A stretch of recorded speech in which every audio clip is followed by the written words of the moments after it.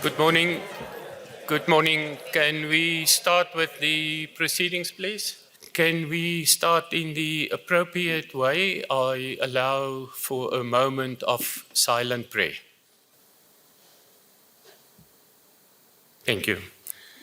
Ladies and gentlemen, welcome to the Sunflower Symposium hosted by the Oilseeds Advisory Committee and the Oil and Protein Seed Development Trust.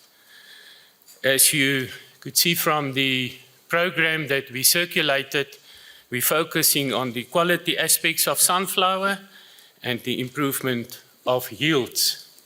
You probably also notice that we've got a very wide and various topics covering the sunflower industry, and I hope you will enjoy this event with us. Special word of welcome to the speakers.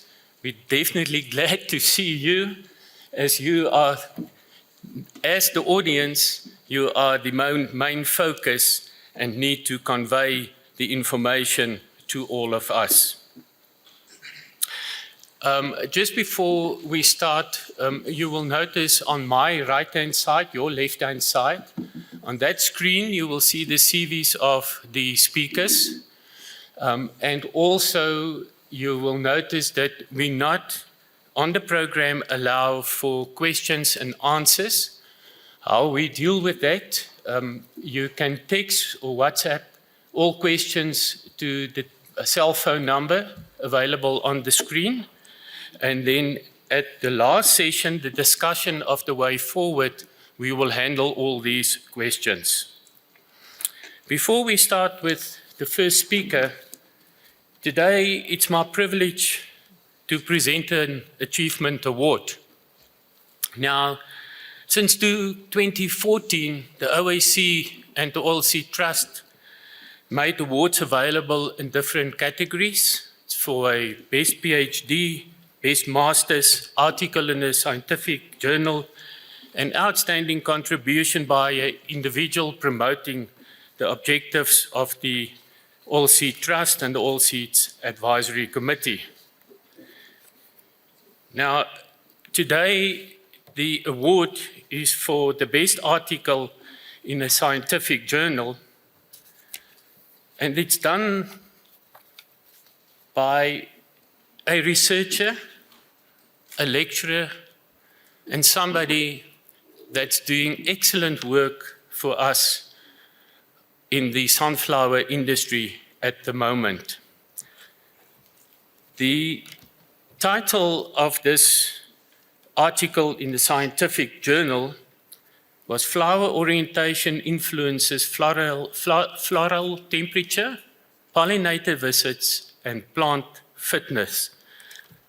It's my privilege to hand over this award for the best article in the scientific journal to Dr. Nikki Crew.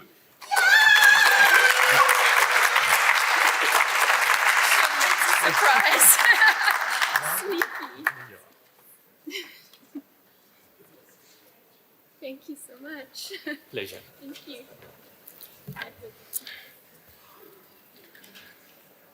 Ladies and gentlemen, let's start with the proceedings.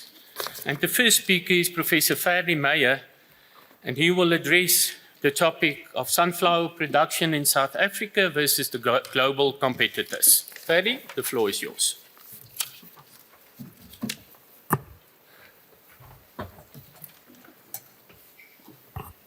Thank you very much, Gerard. And good morning, ladies and gentlemen. It's a great privilege for me to be here this morning to do a short presentation on sunflower production in South Africa versus the global competitors. I think we'll start off with a bit of economics and then we'll get into all the wonderful sciences. I'm here from basically having probably 4 hats on, BFAP and Stellenbosch and PRF, and also a farmer from the Northwest. Balemi ba Northwest Bafakai. Dumelang. Rigoga rebagogi ya sunflower industry gakire. What I want to talk about, and I'll maybe start off with a a short little anecdote that I heard last night, so I hope it's true because I heard it on 702. Somebody was talking about investments over a longer period of time.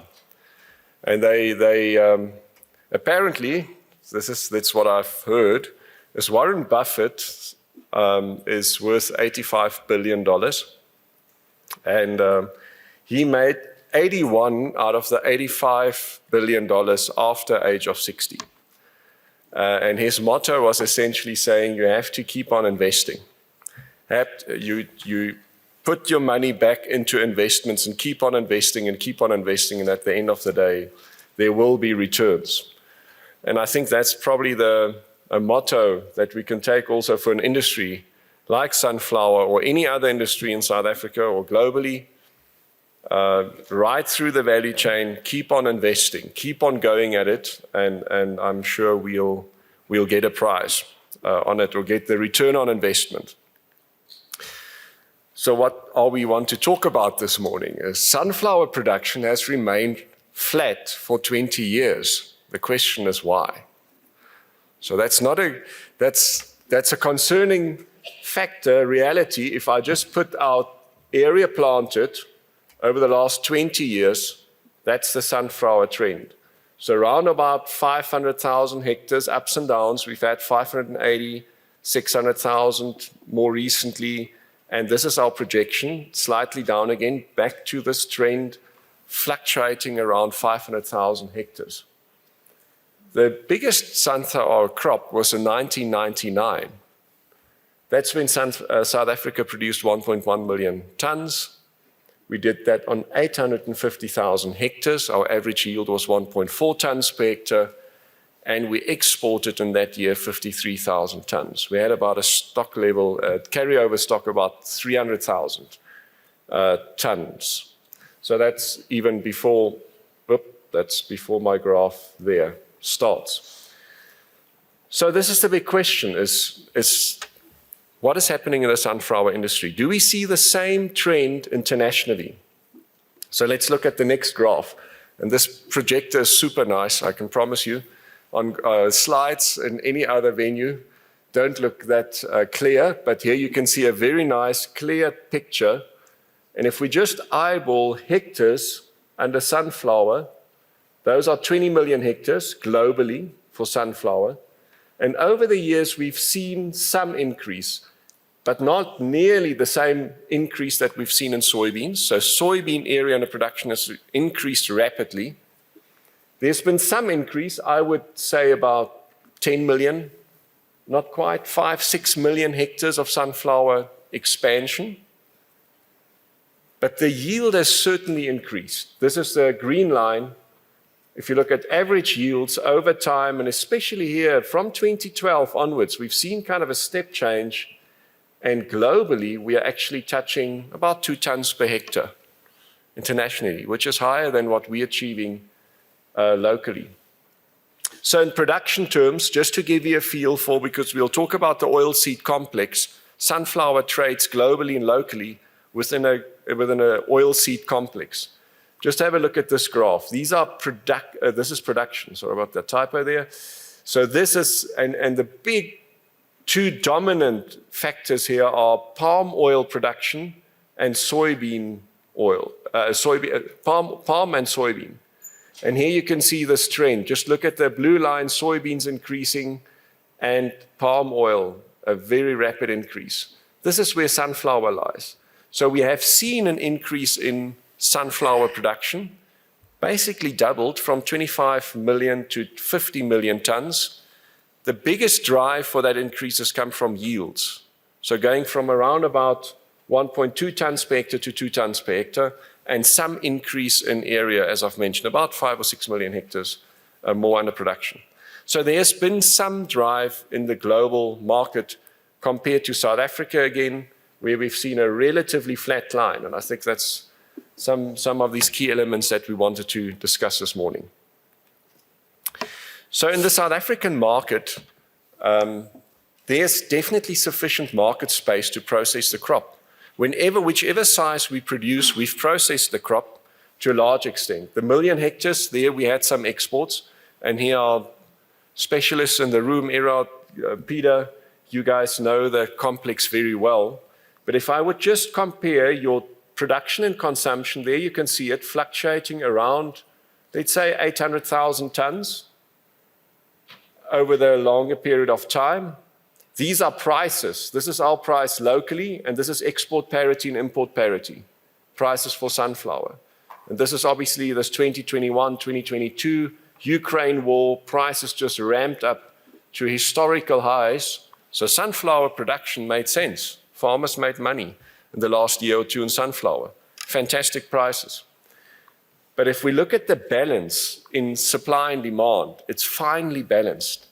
And if I just look at sunflower oil consumption, if we think about our demand pull, what's pulling sunflower into the market? We need to understand our market space.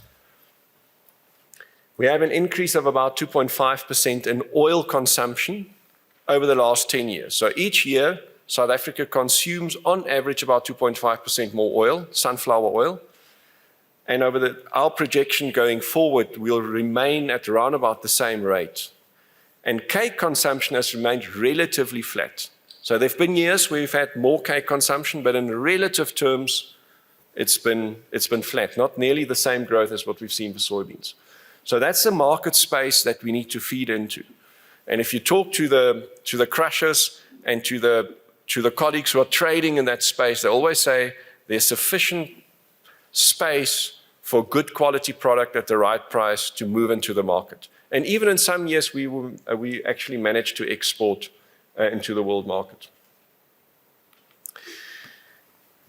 Just coming back then to these markets and to put that into perspective, how dominant, how big palm oil is relative to sunflower oil in the oil market, and how big soybean meal is relative to the sunflower meal.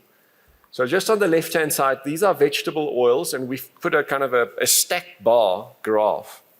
So in 2011, with palm oil, so this black section there, that's palm oil.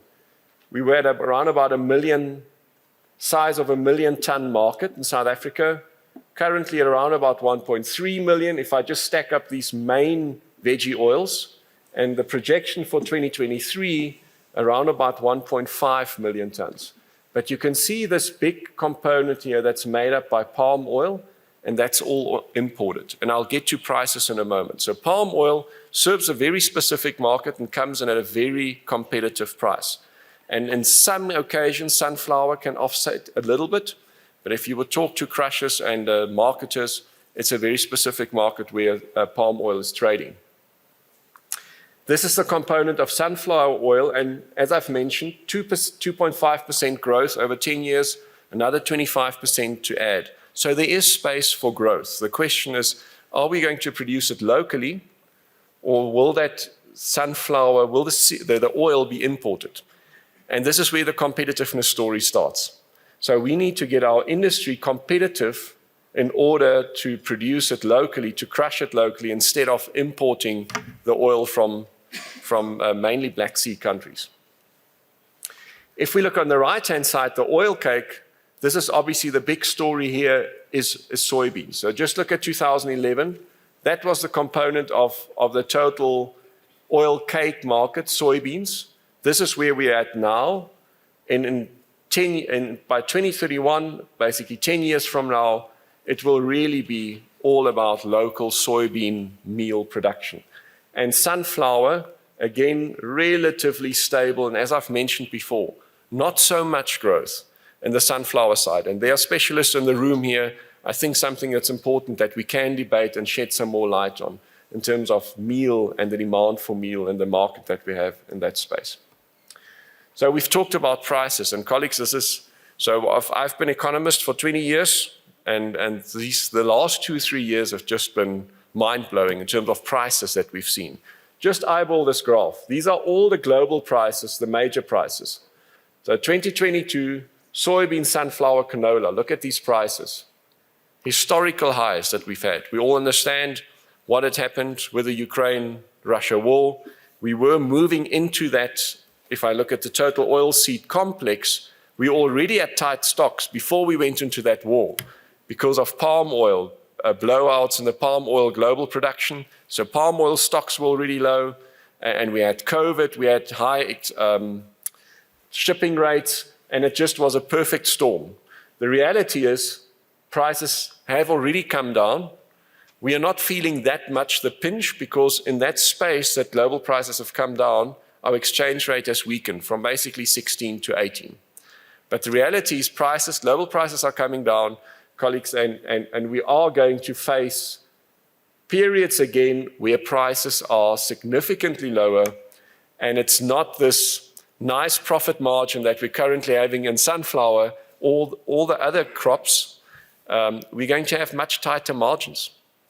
And that's why colleagues sitting here on the panel, the breeders, the value chain, the full spectrum of stakeholders in the sunflower value chain, we need to invest, we need to collaborate, we need to walk the hard miles in order to ensure that even under tight margins, the South African sunflower industry can flourish and can actually grow. If we just look at one component, and this is, I showed you the prices coming down. The good news is input costs are also coming down, but not to the same extent. So we have a lag. And there you can see it. Look at this is the green line, this is the local fertilizer price. This is the international fertilizer price. So you can see this ramp up in January 2022, much, much higher fertilizer prices, at about 18,000 Rand at its peak. I'm taking a blend here. And global prices have already come down considerably, almost trading in 2021 levels, not nearly where they were in 2020, but still considerably down. And our price is still sitting very high. And that's obviously due to the exchange rate. So the exchange rate is both helping us on the commodity side, but it's also, we are feeling the pinch on the input side as well. But we know that. From a farming perspective, that's a reality, input, output. We need to beat that cycle. So what does it look like in terms of margins? And just don't want to belabor the point. Look at this nice profitability in summer grains, and sunflower was one of the big drivers here, but certainly profitability is coming down. What I want to get to is we did have an increase in area under sunflower. So farmers did respond to sunflower area under production. We saw some initial, especially 2021, and then in this most recent season, so 2021, 2022, we had the nice area expansion, but we pulled back on those hectares. And I think we need to talk about those, and the farmers can also talk about those. What are the factors? Is it a sclerotinia? Is it the higher potential for yield in soybeans? What it does in your rotational cropping? So those are all elements that we need to take into consideration if we make this case for expansion and production at the farm gate. Because it does make sense to grow sunflower, and you can talk to all the farmers in the room here. If you can achieve your good yields in sunflower, you can beat maize comfortably, especially in the northwest, especially in the more marginal areas. So just eyeball these gross margins. I've put them here from 2019 to 2023. Just compare sunflower to maize. And there you can see, look at 2021, where you actually had in this peak of good prices, actually 2022 was really sunflower shining. So with gross margin comparison, sunflower was actually outperforming soybeans and maize if you would just have a normal good yield in sunflower. So it certainly made sense. We didn't see that much of an expansion. I think that's what we need to talk about. What are the reasons and how can we change this? Just a last point around international competitiveness, just making the point again, we need to compete internationally. We are trading in an oil complex that's influenced by international norms. Is the fact that this is an agri-benchmark exercise that BFAP runs over the last, since 2008, about 12, 13 years of data. I'm just taking the last 5 years of actual data that we are receiving. So we have colleagues across the globe, 26 countries with the same methodology, capturing the data in exactly the same way. And what we're looking at here is really cost of production per ton of sunflower. Because at the end of the day, if you want to, even if we think about a target where we could say we're producing sunflower, even if we have a surplus, for the local market, we would like to be in a competitive position to export. What are we looking for? Is at the end of the day, you need to produce a ton of sunflower at the cost lower than your competitor globally. So what are we targeting here? Who are the big exporters? Argentina, Russia, Ukraine. Now we know that here we have currently these issues. This was pre-war, but you can count on it, they'll be back. There will be hectares back, and these are extremely competitive countries. But if we look at cost of production per ton, our South African farms, and these are Northwest, North Free State, Western Free State, relatively big farms, 1,300, 1,600, 1,700 hectares.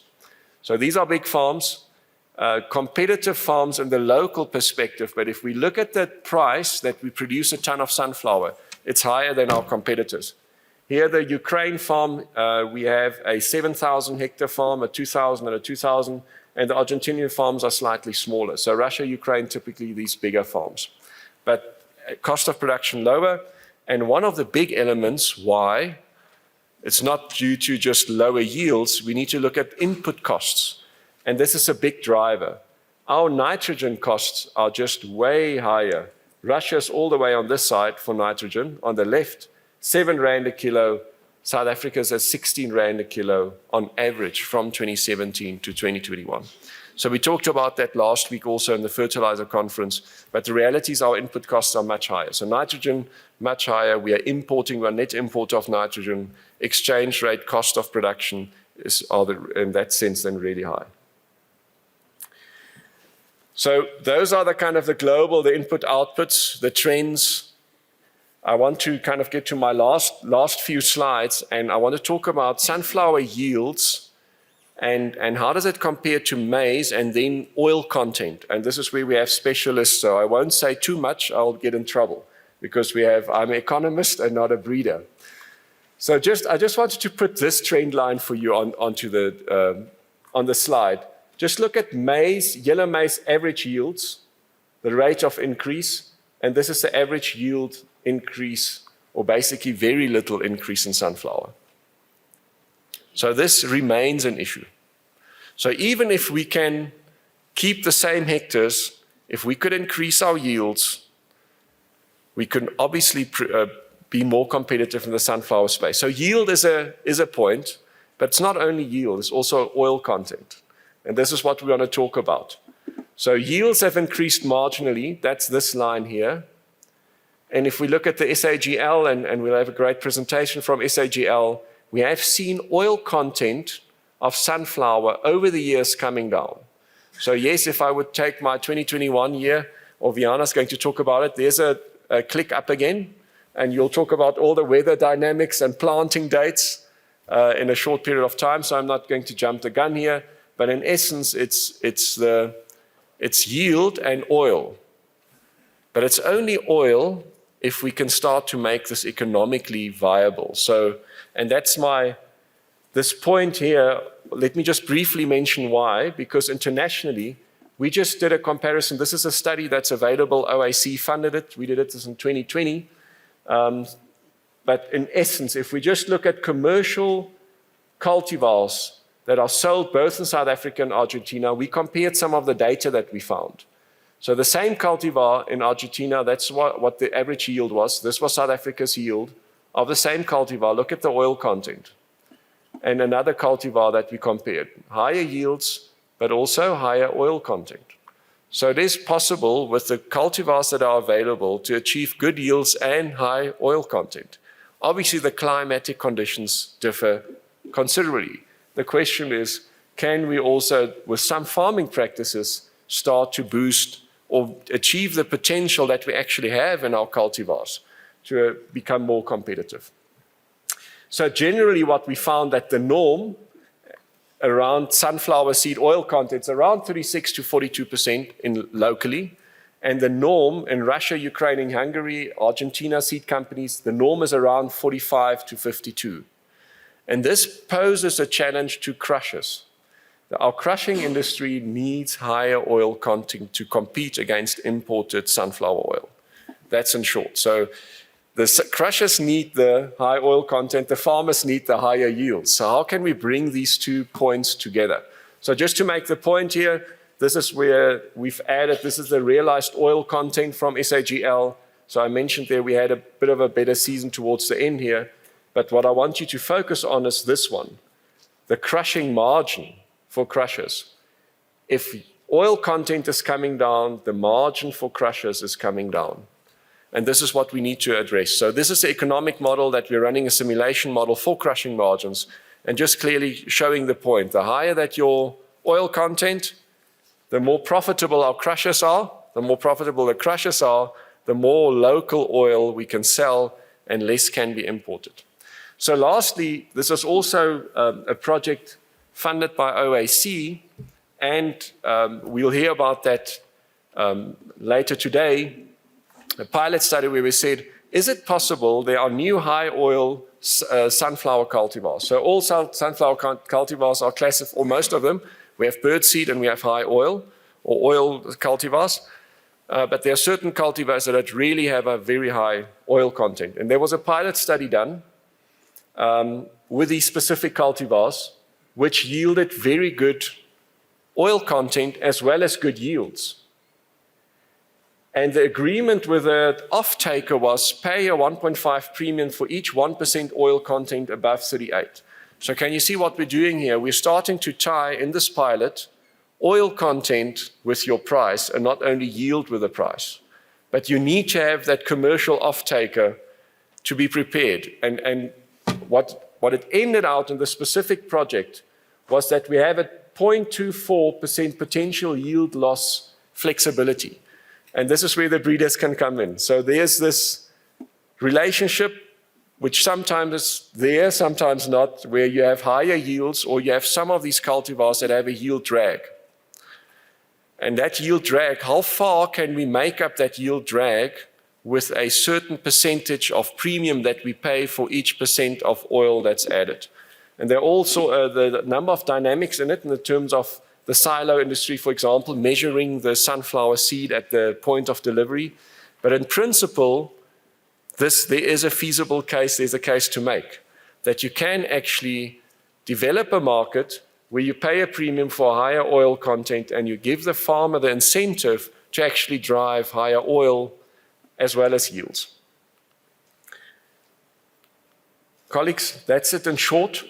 Kind of trying to sketch a little bit of the economics and then bringing some of the yield and the quality and content of sunflower seed, bringing that into the perspective of the economics. Thanks very much.